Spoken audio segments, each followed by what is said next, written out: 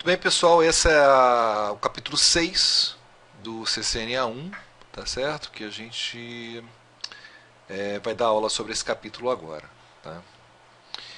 Então esses são os objetivos do capítulo 6. O capítulo 6 ele vai falar sobre a camada de rede, tá? Do modelo TCP/IP. Ok. Então, a primeira coisa que se estabelece é o seguinte, né? Uma das coisas mais importantes que tem na camada de rede é o seu protocolo. É o protocolo IP, tá certo? Então, ele está mostrando aí as 7 camadas do modelo OSI, né? E a camada de rede, ela fica justamente na hora que a PDU se transforma em pacote. Tá? Então, se essa máquina da esquerda quer se comunicar com essa máquina da direita, os dados vão ter que descer a pilha de protocolos. E chegando na camada de rede, o nosso protocolo vai ser o protocolo IP, né? Vai receber um encapsulamento e aí desce o restante dos protocolos, chegando no meio físico, é transportado. E aqui do meio físico ele coloca também os roteadores. Por quê? Porque são dispositivos intermediários mais importantes da camada 3, né, da camada de rede. Eles que fazem o roteamento. Então, chegando no destino, sobe a pilha de protocolos. Chegando na camada de rede, existe o desencapsulamento. Tá? E é jogado para as camadas de cima. Ok? Então é basicamente isso. Então, basicamente, as coisas que a gente vai estudar nesse capítulo é o conceito desse encapsulamento, os cabeçalhos de camada 3, né? E também conceitos de roteamento. Tá? Bom, quais os protocolos que a gente vai estudar que são protocolos de camada de rede? O IPv4 e o IPv6. Existem também outros, tá? Mas a gente vai, a nível de CCNA, estudar IPv4 e IPv6. Bom, então o que o TCP/IP faz, né? O TCP/IP ele pega e, no caso, o IP, né? O IP pega o segmento que vem da camada 4, da camada TCP, e encapsula, transformando em pacote. Tá? São esses pacotes é que os roteadores vão trabalhar. Tá? Dentro desse cabeçalho IP, tem um monte de informações que vão ser trabalhadas pelos roteadores. E o protocolo IP ele tem 3 características interessantíssimas e importantes. Tá? A primeira delas é que ele é sem conexão. Tá? Isso vai fazer mais sentido na hora que a gente vira o capítulo 7, né? o protocolo TCP, que o protocolo TCP é um protocolo com conexão. O que significa ser um protocolo com conexão? Significa que a origem e o destino têm que estabelecer uma sessão antes de enviar os dados. Tá? Já o IP não tem isso. O IP manda os dados direto. Tá? Ele não se preocupa em estabelecer sessão nenhuma. Tá? O melhor esforço não confiável é o seguinte, né? Os pacotes eles vão ser roteados pelos roteadores. O conjunto de roteadores vai escolher o melhor caminho, na opinião deles, né? E a entrega não confiável é o seguinte: não tem confirmação de entrega. Se o destino recebeu, bom. Se não recebeu, paciência. Tá certo? Ele não é responsabilidade do IP fazer esse controle. Tá? Tem outras camadas que fazem esse controle. Tá? E outra coisa, independente do meio físico. Né? Enquanto agora esse sem conexão e melhor esforço a gente falou das camadas de cima, agora a gente está falando das camadas de baixo.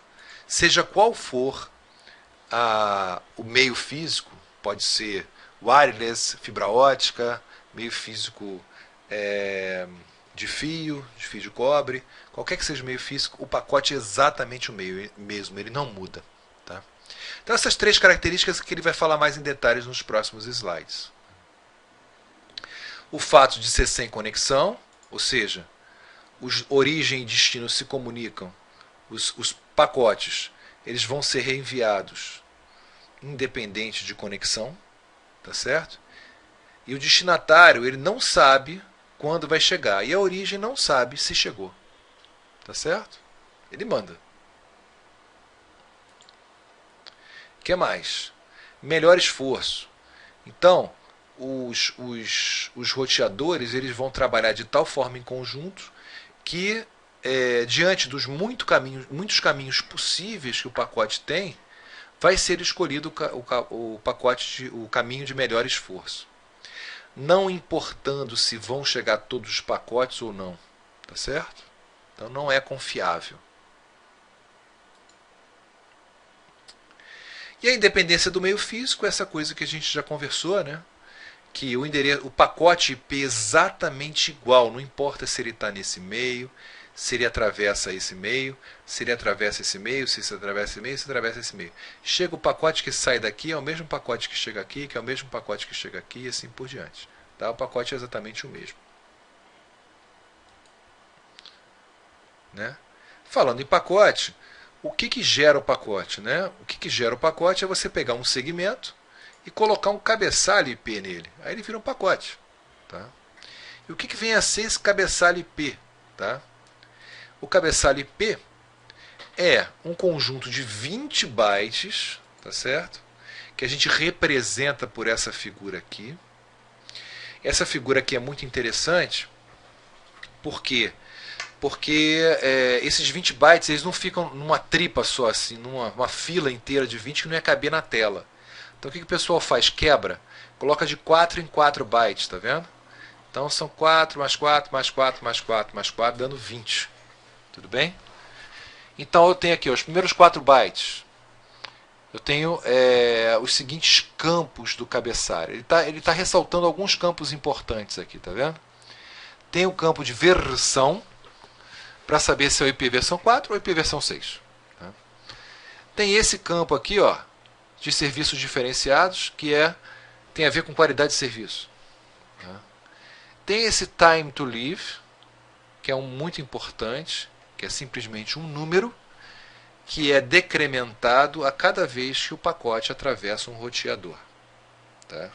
Então, por exemplo, se esse número for 100, ao atravessar um roteador ele vai virar 99, ao atravessar o próximo roteador ele vai virar 98 e assim por diante. Quando chega a 0, o roteador descarta o pacote e avisa a origem que ele foi descartado. Tá? Então, o time to live é muito importante. Esse campo aqui de protocolo informa qual é o protocolo da camada superior, se é TCP ou se é UDP. Tá? E 2 campos aqui de endereço de origem e endereço de destino, que é a parte mais importante do cabeçalho, né, gente? Tá? Os endereços. E aqui estão o restante dos campos, tá? Que aí são campos que não são menos importantes aqui para o nosso estudo de CCNA. Tá? Mas que tem toda a descrição aqui no texto de cada um deles. Ok? Aqui a gente mostra uma tela do Wireshark. O Wireshark ele pode ser usado para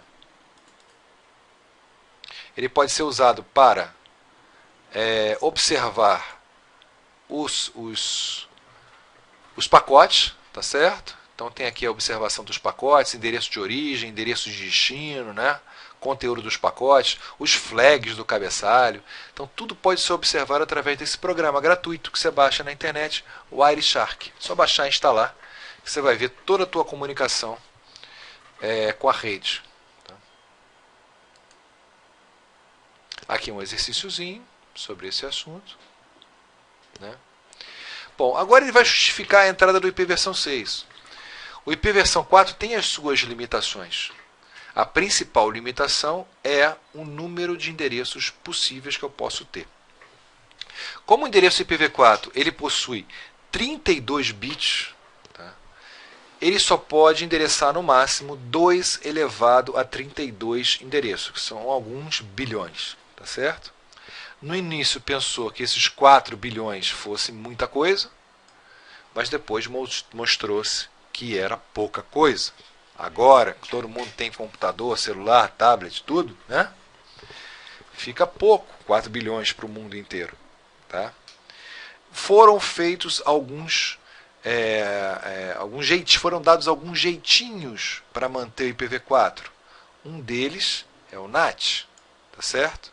O NAT faz com que você possa ter dentro de uma rede local endereços privados. Né? E o endereço IP que aparece para a internet é um único endereço para todos os computadores de uma mesma rede. Tá? Então, com isso, você conseguiu dar uma segurada. Mas, na atualidade, realmente esses endereços estão acabando. E a necessidade de um endereço IPv6 ela vai se configurando. Tá? Por isso que é importante ensinar IPv6 para os alunos CCNA. Tá? Então, enquanto o IPv4, olha só, é 10 elevado a 9 endereços que eu tenho, o IPv6 é 10 elevado a 36 endereços. Por quê? Porque o IPv6 ele tem 128 bits. Tá? É um endereço de 128 bits. Portanto, é um endereço bem maior que o endereço do IPv4. Tem aí o pessoal que faz comparações, diz que você, com essa quantidade de endereço, você poderia colocar um endereço IP para cada grão de areia que existe na face da Terra. Então é muito endereço IP. Na minha interpretação, enquanto a gente não fizer uma exploração intergaláctica ou interespacial, a gente não vai precisar de mais endereço IP do que o IPv6 dá, não. O IPv6 vai dar esse papel de cumprir endereçamento, ele vai ter. Tranquilo. Com sobra, né? Muito bem. Além de oferecer mais endereços, o IPv6 aproveitou também para dar uma melhorada no protocolo IP. Tá certo? Então o protocolo IPv6 vem com uma série de melhorias, tá? Tanto com relação à segurança, quanto com relação à eficiência e eficácia na transmissão dos dados. Tá? Repara, uma das coisas que melhorou no IPv6 foi que o cabeçalho passou a ser muito mais simples. Tá? Olha o cabeçalho do IPv4 e olha aqui o cabeçalho do IPv6. Dá para notar que aqui tem uma complexidade que foi tirada daqui do cabeçalho. Certo? As coisas que se fazia antes com os elementos desse cabeçalho, com alguns elementos desse cabeçalho, passaram a ser feitas de outra forma, não mais com o cabeçalho. Tá? Então o cabeçalho passa a ter apenas alguns campos que são os campos mais importantes, que é o campo de versão, para saber se é IPv4, saber se é IPv6, esse classe de tráfego que tem a ver com aquele qualidade de serviço, tá? A identificação do fluxo, tá certo? Essa identificação do fluxo, que é um campo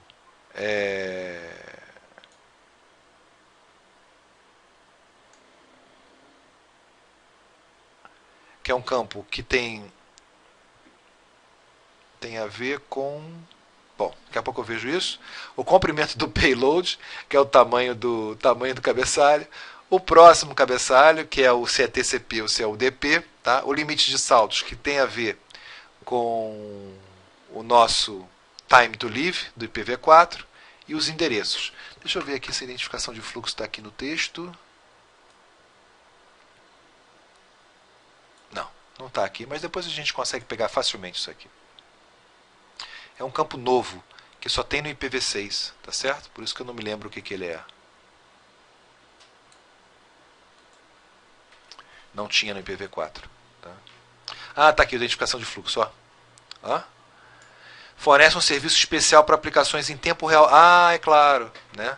É uma coisa que não tinha, lembrei, uma coisa que não tinha no IPv4. A preocupação de saber se você está usando uma videoconferência, um VoIP. Tá? Então o IPv6 ele implementa isso já no cabeçalho. Então é importante caracterizar se esse cabeçalho está sendo usado para aplicativos em tempo real. Tá? Então isso é bastante interessante. Tá? Tem também 40 bytes, mas grande parte desses 40 bytes estão aonde? No endereço de origem e endereço de destino. O IPv4 também tinha, né? O tamanho do IPv4, né? O tamanho do cabeçalho do IPv4 era de 20 bytes, mas ele não tinha esses endereços IP gigantescos do jeito que tem. Né? Aumentou para 40 bytes, mas simplificou bastante o cabeçalho. Tá certo? Beleza. Aqui a gente pode também, pelo Wireshark, acompanhar o IPv6. Tá? Aqui um exercíciozinho sobre isso. Tá? Bom, quando a gente fala em comunicação IP, né, como a gente fala tráfego de pacotes, a gente começa a vir a noção do que está na mesma rede e o que está em redes diferentes. Tá? Em primeiro lugar, o dispositivo que conecta redes diferentes é o roteador. Tá? E quando um dispositivo está na mesma rede que o outro, a gente chama que esse outro vizinho é um vizinho de host local. Tá? Quando eu me comunico com um dispositivo que está numa rede diferente da minha, eu chamo esse dispositivo de host remoto. Tá? Só para caracterizar isso. E uma máquina que é ela mesma, ela se caracteriza como sendo o localhost. Tá? Com esse endereço aqui, 127.0.0.1. O roteador como sendo peça fundamental para ligar rede local e rede remota. Tá certo? E essa interface do roteador passa a se chamar o quê? Gateway padrão dos PCs que estão nessa rede. Então, para que esses PCs comuniquem-se com uma rede externa, é necessário configurar em cada um deles o endereço do gateway padrão, que nada mais é que o endereço dessa interface desse roteador aqui. Ok? A tabela de roteamento de um PC é mostrada aqui, que é obtida através do comando netstat-r ou routprint, dá a mesma coisa, tá certo? Essa é a tabela de roteamento. Tanto IPv4 quanto IPv6 vai aparecer aí. E o que é uma tabela de roteamento? Uma tabela de roteamento simplesmente diz para qual roteador ou para qual interface eu devo mandar um endereço baseado no endereço de destino que está no cabeçalho do meu pacote.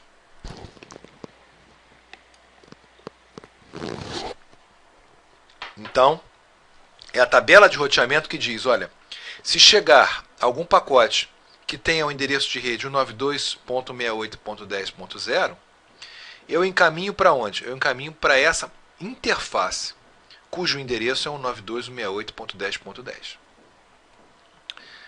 Esse 00000 aqui é o gateway padrão.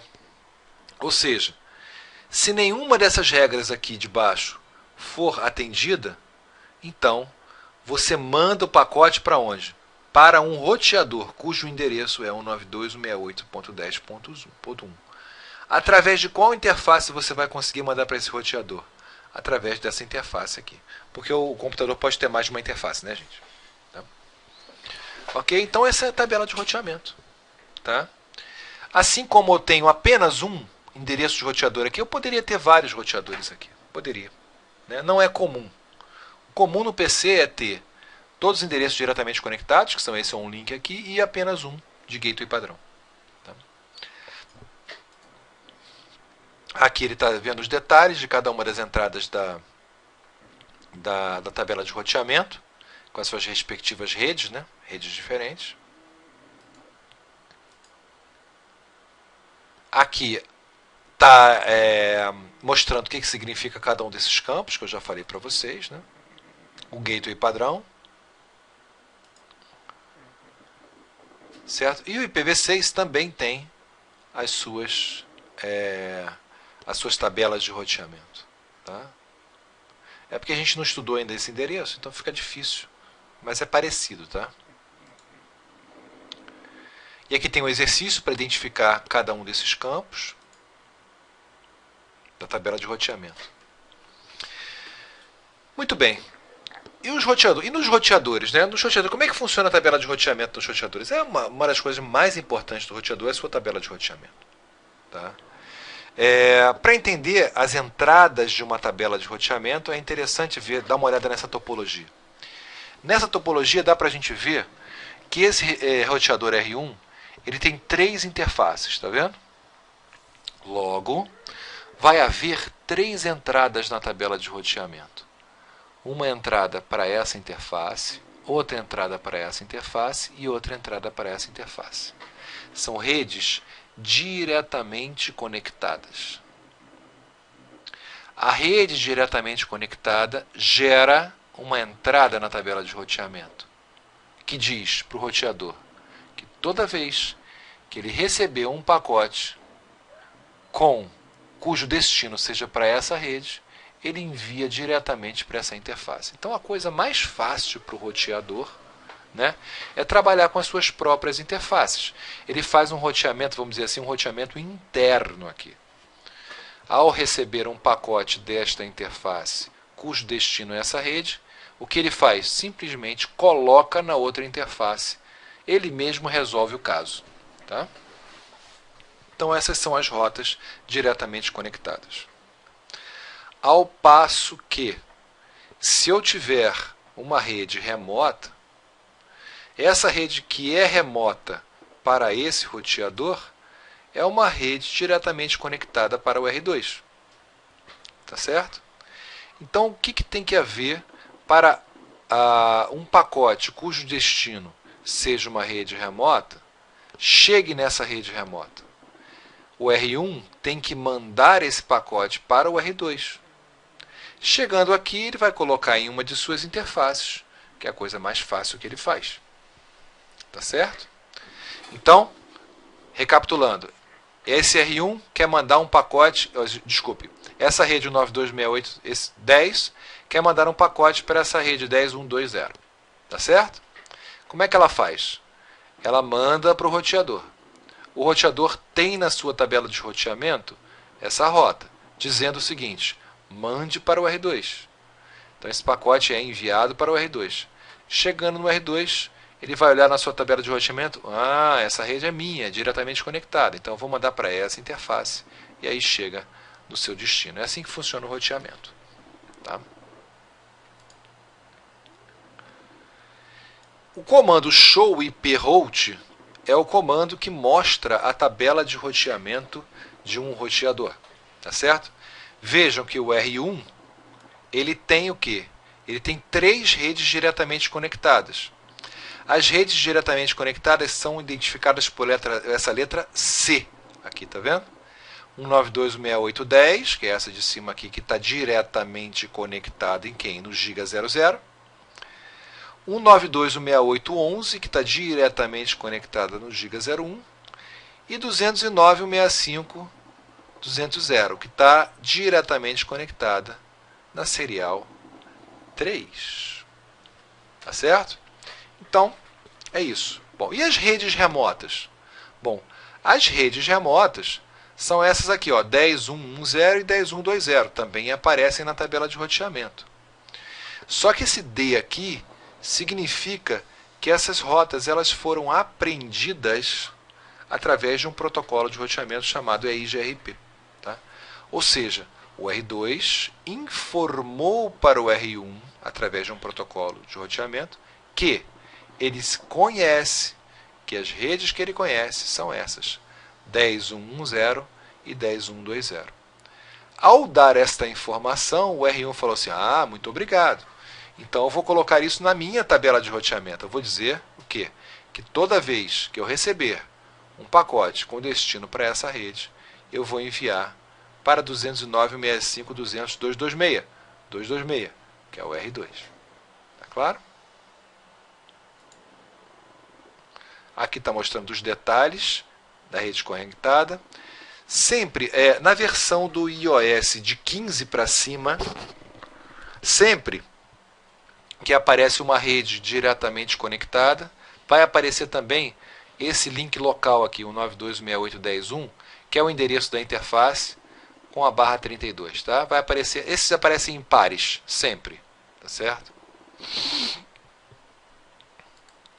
Está explicando também a rota aprendida dinamicamente, através do seu vizinho.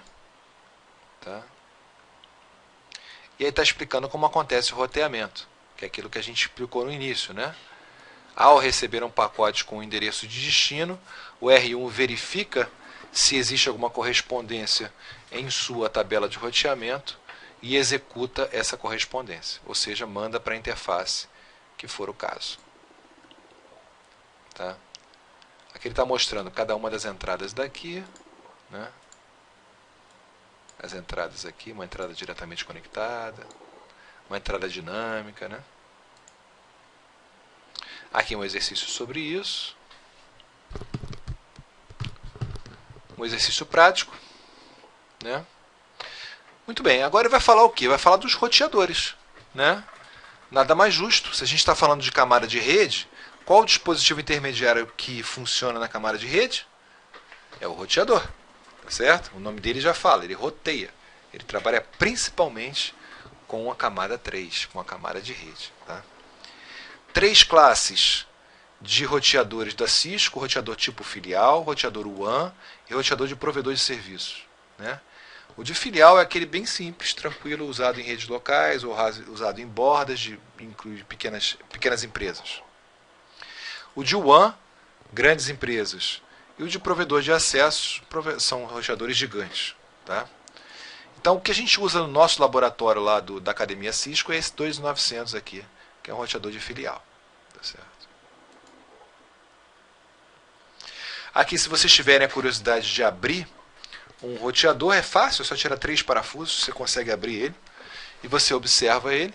Você observa que no fundo ele é um computador. Tem o processador, do jeito que está aqui, tá vendo? Tem as memórias RAM, ROM, NVRAM e Flash, como a gente já viu nos capítulos anteriores, né?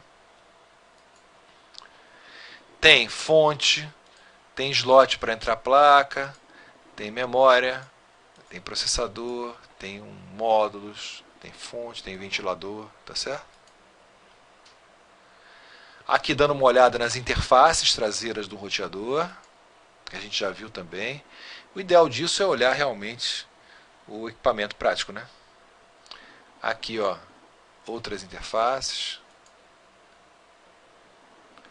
O slot para encaixar a placa de serial, se for o caso aqui, no caso desse 2900. Aqui é um exercíciozinho. Vamos ver as características físicas. Mais um exercíciozinho. Né? Agora vamos falar um pouquinho sobre o iOS. Né? O iOS, a gente já viu no capítulo 2, aqui vai um pouquinho repetir isso. Tá? Que é um sistema operacional que gera tudo isso aqui. Como é que é feita a carga do sistema operacional? O sistema operacional é armazenado na memória flash e na hora que eu ligo o roteador, ele passa para a memória RAM. Mesma coisa, o startup config está na NVRAM, passa para a memória RAM. Então, tanto o sistema operacional quanto o arquivo de configuração rodam em memória RAM, porém, por isso são muito rápidos. Tá? Nada funciona em disco rígido ou na flash. Tá? Aqui está o processo de boot. Tá? Ao ligar o computador, roda um programa que está gravado na memória ROM, chamado POST, que é o autoteste. Tá? Depois, em seguida, roda o Bootstrap, que é o gerenciador de boot. A partir daí, o iOS ele pode vir tanto da memória flash como de um servidor TFTP. Então, o roteador pode dar boot remoto na rede, se for necessário. Tá certo? O que mais? E o arquivo de configuração? Depois que o sistema operacional é carregado, carrega-se o arquivo de configuração para a memória RAM. Ele pode tanto vir da NVRAM, Startup Config, como ele pode vir também da rede, ou mesmo de você digitando no console alguma coisa como administrador. Tá certo?